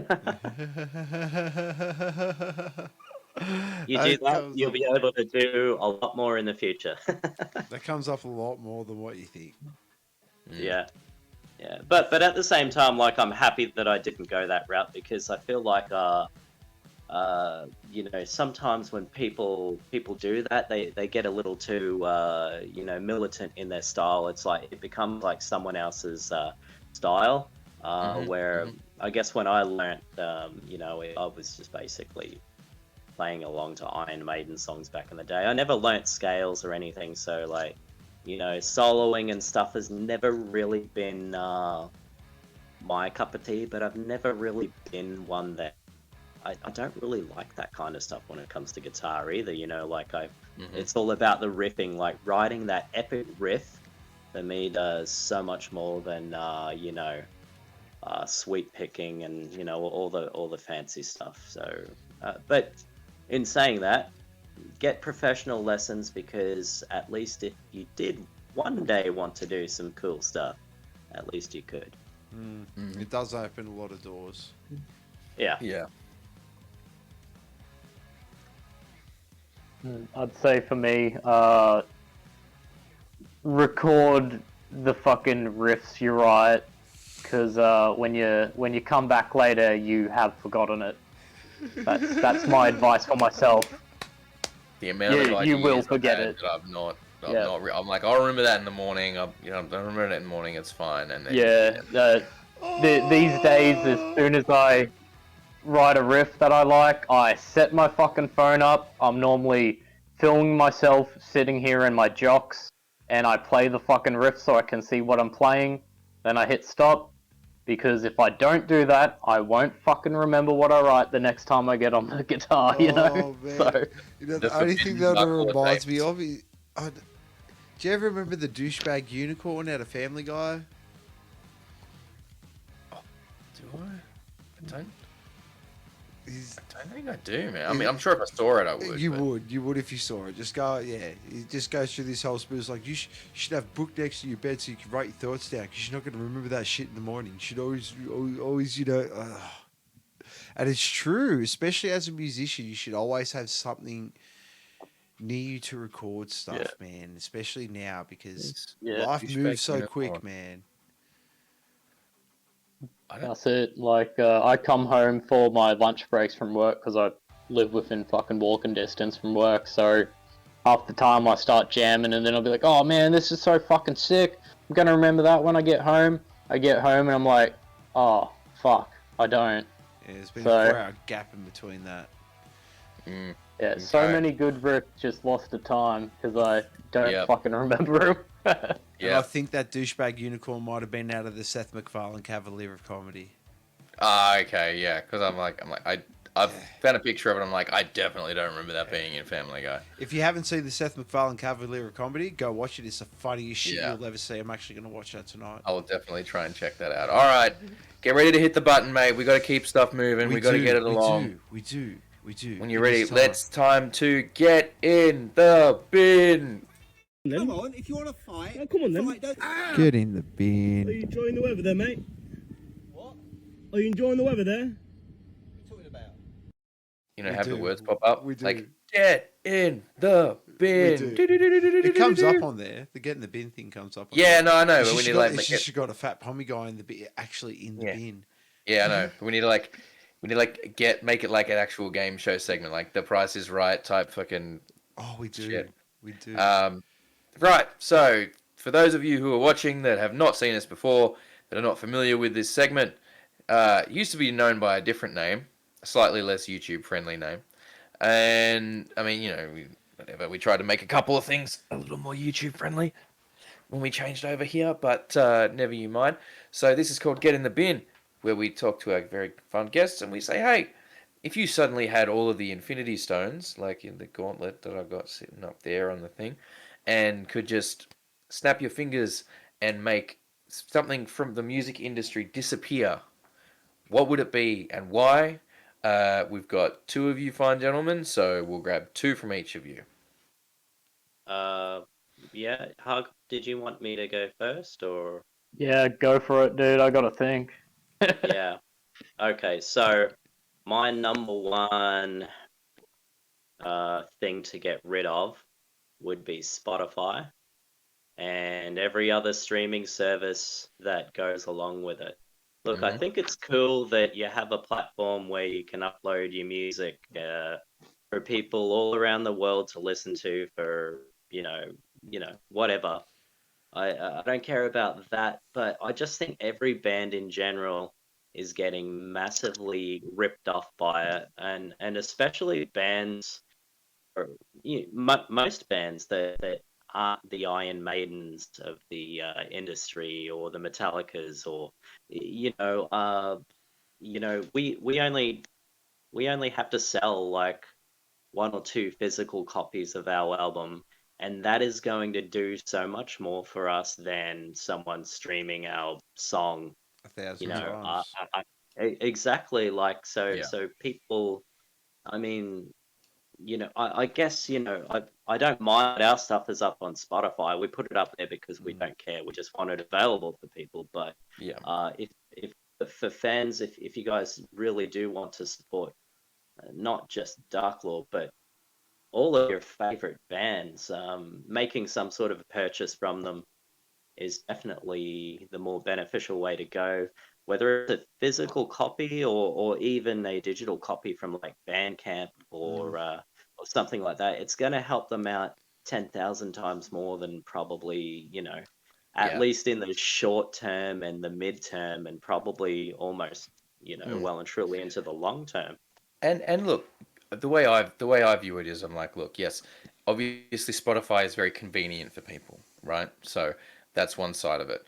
But and that's fine. Listen to the bands you like on Spotify. Listen to your bands that you want to support on Spotify. But yeah, I agree. Also go out and buy the album. Yeah. Also go out and buy the merch. Don't, yes, follows on Spotify are important. Yes, streams on Spotify are important. But Doesn't if you add up, really though. want to support, your favorite local bands and small bands, buy this shit and from them directly too, if you as directly as you can. If Yeah. you want to buy a digital copy and it's on Bandcamp, buy it on Bandcamp because they're going to get the most revenue out of that. Well, it's like I said before, I had We've talked at length about it on here, dude, so and we this is don't, we what don't want to get, go in the we don't need to start the rant again from us. you know what it is? But It's the thing of, and this is why I go on the thing of like whether you do see there's a Spotify, pick one or the other. It's like this. You see tailor-made rejects. I'm just going to use them as an example. Yeah, they have accumulated over 40 or 50,000 streams across their Spotify. They've made nothing. Could you imagine if they only did physical copies and they sold 40,000 CDs at $10 a piece? yeah, of course. Do you know what I mean? Like, even if they did it $5 a piece Yeah, or but this is $2 what a we've talked piece. about before. Like I said, we don't need to get too Yeah, into it, but we've but talked many times before about we, Spotify and look, streaming yeah. services and the devaluing of music in the consumer's mind. As a person that doesn't have any skin in the game, I love Spotify. It's so convenient. It's convenient AF. But as far as a band perspective goes, no, it is not right. It is not fair. It is not cool. Yeah, yeah, absolutely. But yeah, we've talked ad nauseum about it on here, so you don't need to hear from us We should about it again. just do But no, one. I agree. Everything that you said is very, very valid there. 100%. Yeah. 100%. Mate. So, Raven, do you want to go your number 2, or Hagoth, do you want to do your first one? It's up to you. Hagoth, do you want to do your first one? Or... You can do your number 2 in case mine are the same as yours. Yeah. Well, my number 2, I don't know. It wouldn't surprise me if you guys have gotten this response before, but I don't know. It could go either way. I guess it's a bit of an old school mentality, just like my dying hate for Spotify, but my undying hate. But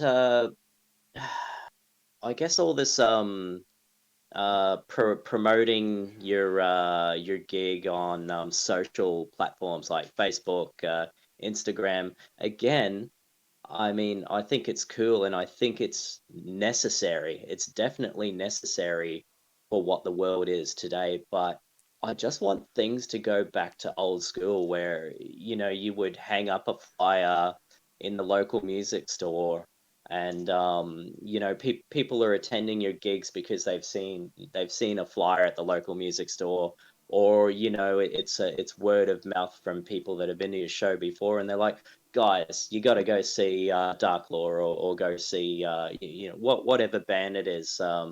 These days it's just like you can spend hours promoting on social platforms, and sometimes it makes a difference. It probably does most times, but I just wish things were old school where, yeah, you could just go to your local music store, you put up a flyer, and it actually means something, because it's just not that way anymore, and I just miss that, We actually had this exact same conversation last week. Yeah. Yeah, we have had it before. Yeah, With a lot of people feel the same way. Boots on the ground, man. It's that old school boots on the ground. I remember back when I was in a band and stuff like that. We used to just go stand out the front of gigs and hand out flyers for the next night. Mm-hmm. Wait for the gig to empty out, and just hand them out, hoping. Yeah. And like, look, it's just one of those things, you know. I mean, I know that even back when, you know, in sort of the late 2000s, early 2010s, like that was flyers and posters were just losing their effectiveness with the rise of social media, you know, and it's and we tried it. Like I was in bands and we tried it and we did it, and you know what? We'd spend like 50 to $100 on posters and flyers, and we'd spend a weekend going around dropping flyers at places, putting posters up at places, and it made zero difference except that there was an extra 50 to $100 in the pockets of office works. Yeah. And you know, a lot less fuel in our fucking gas tanks. Yep. So ultimately it was just one of those decisions where we had to like make the economical decision. And I know where people go, well, if you're not prepared to, like I had this fucking argument so many times with people online. They're like, if you don't, you know, you have to be prepared to put all this money into it, and if you want to make it, you have to put the money and the effort in. And I'm like, mate, cool, yeah, I get where you're coming from, but I just don't have the money to put into it like that every time. And when the secret to success that these people want to talk about is have the money that you can throw away on this to until it starts making a difference.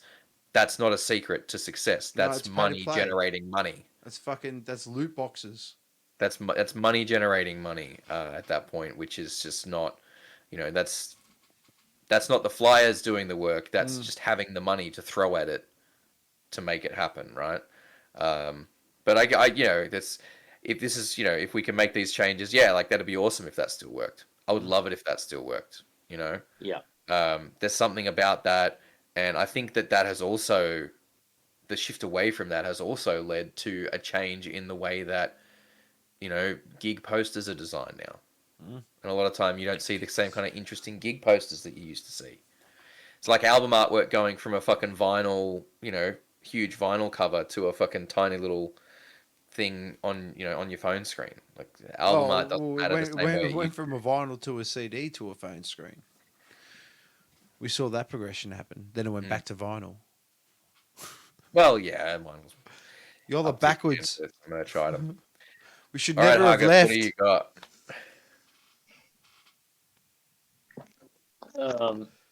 Yeah, so for me, I guess there's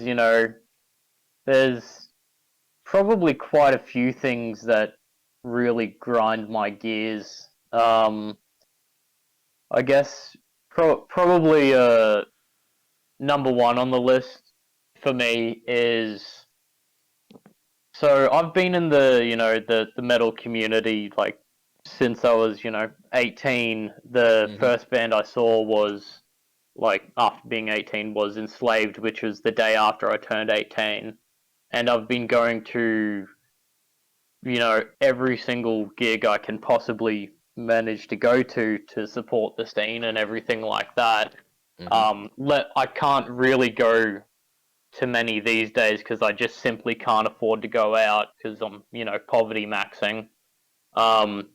But what really annoys me is there's bands where, I can't speak for the other states, but for Brisbane, everyone in the scene knows everyone, right? If you don't know a person, they know someone you know. You've seen everyone's faces, that's a thing. But there's bands that play and you've never seen them before in your life. Like, none of the members, they don't go to the locals, they don't support the scene. They are there for their band, and as soon as they play, they dip. That's something that just really grinds my gears, because it's like they're expecting people to come out and support the scene when they play, but them themselves are not supporting the scene.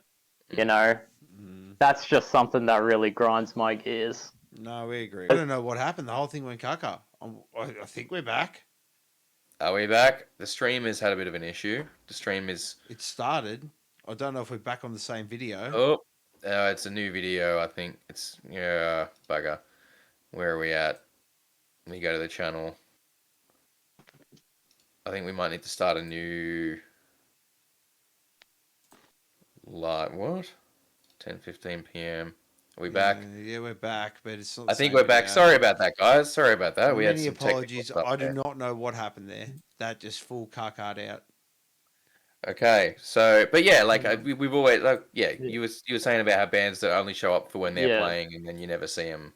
Yeah, yeah, and like I get there's things like people have kids and maybe you can't afford to go or something like that, but there's and that's kind of understandable to a certain degree, but there's just like really particular certain certain bands where you just don't see any of the members ever show up before they started playing shows or after, and that's just something that really grinds my gears. And I'm understandable to like home life and stuff. Nobody can make every single gig there is. Like I put in my best effort to go to every show I can, but there's I'm just too poor to really go to every single gig I want to go to. Like there's like you were saying earlier, the Iron Maidens. I saw them playing the other thing. I couldn't go to that gig even though I really wanted to,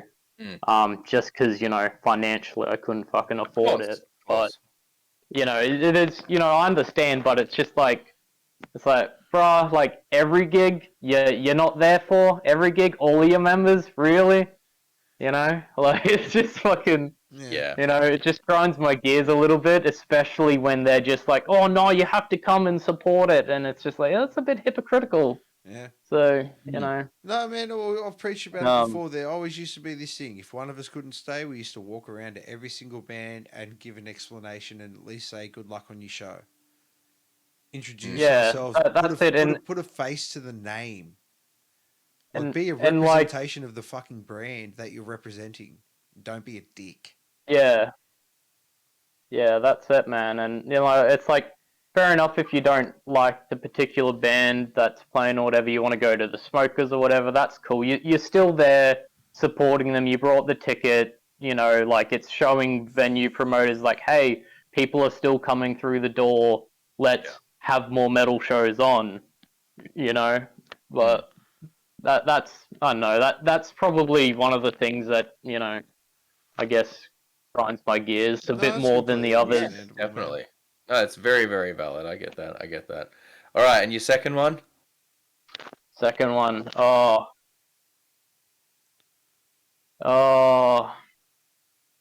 They can be big or small. They can be petty. It doesn't matter. Yeah, I guess it's probably just the whole. I guess it all goes back to probably a lot of what Raven has said is, like these platforms kind of have really, they're both beneficial and, negative at the same time. It's like, look, for me personally, I don't really give a shit if, like we're in a very niche band. We're never gonna fucking make money. We're never doing it. Like, it's not about money for me. I want my shit out there for as many people to listen to it as possible. But I think it's something that is just ruining it for a lot of bands, making it so it's, really impossible for them to stick around. Because, like, if I was a millionaire recording a new album, no problem at all. I have the money. Dude, I'm a storeman. I get paid fuck all. Like, albums are expensive to make. If more people brought shit, then we wouldn't have to fork out as much money, and that goes for every band. If you can get to the point where the band is just paying for itself, that would be amazing. Sustainability. This is what we talk about. We just want it to be sustainable, where you can record and put your mind into your craft. That's it. Like, I don't care about taking home any money from the band, whatever. Anything that gets earned from the band, I'm happy to just go directly back into the band. It's not about money because you don't get into a band, especially a niche fucking band, with money on your mind. It's just for like not necessarily just my band, but like all bands in general. Like it would be just great that they could have like the support of the community, enough people like buying shirts and albums that it would make it easy for them to just keep going. Self-sustainability, like you said, Yeah, absolutely. We're not asking for Yeah, the world. that's- We're just asking to be able to pay for the next recording off the first recording. Yeah. That's all we're asking Yeah, for. that's We're it. not asking for much. Just come out and buy it so we can at least do another album for you. Yeah. So, okay, well that's pretty good. All right. So we got a few things from everyone there. I like that. And yeah, we're on with just about everything now. I mean, not that we need to be. It's your guys' picks, but I definitely think we agree. Hard agree with all those ones. Absolutely. So There's never much we don't disagree on. That we. I mean, yeah, unless it's very unless it's a rare. band saying that they would like fuck off slap bass. Chamberlain. I'm not letting that go, boys. I hold on to it. Hold on to it. It'll make him famous. That fuels me. Oh, dude, they just done a alright. collab with someone. I got to go check that out tonight. All right. Well, look. Let's take it home. Thank you so much for joining us, guys. We really appreciate that. We will be playing a song from Darklore. We'll be playing a film clip. Shall we? What song did we land on for that? We picked The Empire Has Fallen. So if you want to get your Empire fucking Has Fallen, nerd on so- champions, let's Yep. go. So Let's you'll do get a it great, together. you get an awesome little treat of what Darklore's about there. If you dig that, go and follow them on the socials. Look at getting your tickets for Hell Vegan Fest. As we've discussed many times, that's coming up on September the 2nd at Backroom in Brisbane. It's a hell of a lineup. Who can you get your tickets from? You can get your tickets from all over the place. I think a lot of the bands were selling tickets, so hit up any and all of the bands to see if they've still got some available. But if not, I believe you can get them from live@yourlocal.com if you're not able to get them from any of the bands. But band-wise, we got Morana's Curse. Flesh Torrent is off the bill. They'll replace with Head First. We have Abysmal Fortress, Nuclear Vision, Death Plague, Slaves of Dissonance, Fun with Explosives, Magnetron, Serpentum, Warrior Within, We the Hollow, Odious. Of course, our lovely guest today, Darklore, and Kid Crusher coming back to perform in Brisbane for the first time in 8 fucking years. If you're a juggalo and you like that shit, go and fucking see it. It's going to be And an get your incredible face show. painted. There's going to be I free know, face painting there's gonna be there. a We face- can't there's forget to gonna be mention free face that. painting. Yes, it will absolutely be free face painting there. So you can get your Juggalo shit on, or you can get some, Viking nice shit. fantasy black metal Viking shit for Darklore if you want to do that instead, or a combination of both. I'm sure it's a very talented face painter. I'm sure she can come up with something that's a nice mix of both. I'm digging You can that. be a I really Vijuggalo. am. A Vijuggalo, or a Jugger King. I don't know. Yeah, whichever. Yeah, Whatever you want to whatever be. takes your You do fantasy. you, boo. Whatever takes your fancy. And then, of course, as we've mentioned many times over, the New Metal Mayhem Tour is coming up. That is hitting Australia and New Zealand all over the fucking shop. With Waylon Revis from Mushroom Head, who's going to be playing all this Mushroom Head and Killer's Confession stuff. We got Anders from Slipknot, who's going to be doing Mate, Feed, Kill, Repeat. That's right, the original Slipknot vocalist doing the original Slipknot album in full. Cannot fucking wait to hear that. I am pumped. I am going to be fucking getting chills. I'm going to be loving Yeah. it. And of course, along for the ride on that whole tour is Chaosis, Sin Soto, and Piston Fist. And for the Brisbane show on that one, we got We the Hollow, Nuclear Vision, and Void Matter, who are support bands for the Brisbane show that is at Mansfield Tavern. That is fucking stacked. I go and hit up all the bands that are playing on that one because there's plenty of tickets still available, but they are moving fast. Brisbane has sold, I think, 2/3 of the tickets at least. So Mansfield Tavern's a pretty sizable venue, but that's, don't wait. Don't miss out on your tickets because they're potentially gonna sell out. I mean, that's moving a fair bit, so they might sell out. I'm so happy if it sells out. Come on, And if you- come on, and if Sydney you're not- fans, come on. Yeah, Crowbar's and if still you're got not- tickets to sale. Get on Every to other venue is smaller than Mansfield Tavern. So if it's not at the Brisbane show, it's almost definitely going to sell out. So go and buy your tickets now. Yeah. Once again, thank you very, very much to Hargoth and Raven from Darklore. You guys Really, are really absolutely appreciate awesome. you guys coming on to talk to us. Kyle and I are Two Dudes Talk Music. We do podcasts every week. We try and do some more videos on YouTube occasionally as well, like reaction videos and stuff. So if you dig that, chuck us a follow, hit the notification bell so you get notified every time we go live. Next week, we have a very, very special treat. As mentioned earlier, we have our good friend Ben from Deprivation is going to be joining us to talk all about their trip through the Domination of Wacken. Yeah. They won the festival, the battle through Australia and New Zealand to go and represent Oceania in the world's biggest metal festival, and they just did that last week. So we're going to talk to them about that, and that's going to be really, really cool. It's going to be so cool. Other than that, Kyle, have you got anything coming up for beer, buddy? What have you got going on? Nah, it's my wife's birthday tomorrow, so Wife's birthday tomorrow. We'll give her a happy birthday from me. Yeah, I'm going to give her a big happy birthday right now. Wife, happy birthday. I love you, Mrs. Beer you Buddy. go. You're awesome. Thank you for putting up with my shit and all this bullshit. You're a champion. Happy birthday, Mrs. Beer Buddy. In terms of what I've got going on, man, I don't know where. How's the new album coming? How's the new new Skunk Gun album? Yeah, we're good. We're good. We've got, I mean, most of Corey's guitar stuff's done. I've got to do a little bit of extra layers on the guitar. We're going to start recording vocals soon, I think. And once all that's done, I'm going to go back through and put bass down because I still haven't put bass down on anything yet. But it's coming together. I got a plan for that, so that's all pretty good. Nice. I'm itching for it, just quietly. Yeah, I'm no, kind of that's itching. cool. Need to get my grunge on. There might be some news about something new coming from Nuclear Vision soon, so we may have something to talk about from that. But I guess you will have to find out when you find out. But other than that, let's go to this clip. Let's go to this clip. And yeah, I'm not going to say big things or any of that shit because that's just the most overplayed shit in things. An announcement of an announcement. Anyway, let's throw to this song.